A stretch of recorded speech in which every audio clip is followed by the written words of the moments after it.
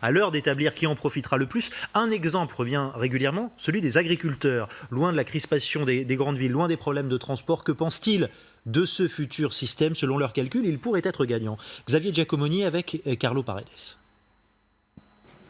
Michel travaille sur son exploitation de 225 hectares avec 2 employés. Dans l'ensemble, ils accueillent bien la réforme des retraites, notamment la promesse du gouvernement d'une retraite de 1 000 € minimum par mois, alors que la pension moyenne des agriculteurs n'est que de 750 €.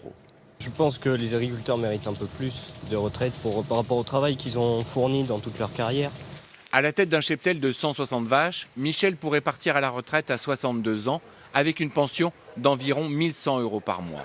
Ça fait une retraite très faible par rapport à ce que j'ai cotisé. Aujourd'hui, en cotisation totale MSA, je dois donner autour de 18 000 – 20 000 € par an, dont une partie attribuée à la cotisation vieillesse. S'il ne compte pas ses heures au travail depuis l'âge de 17 ans, comme beaucoup d'agriculteurs, Michel attend au moins une chose de la réforme des retraites. Un peu d'égalité entre les différents régimes de façon à ce qu'on réduise les écarts, notamment pour des gens comme moi qui ont travaillé depuis longtemps. Des agriculteurs qui estiment contribuer à la richesse du pays tout au long de leur activité et qui attendent de récolter un peu plus le fruit de leur travail.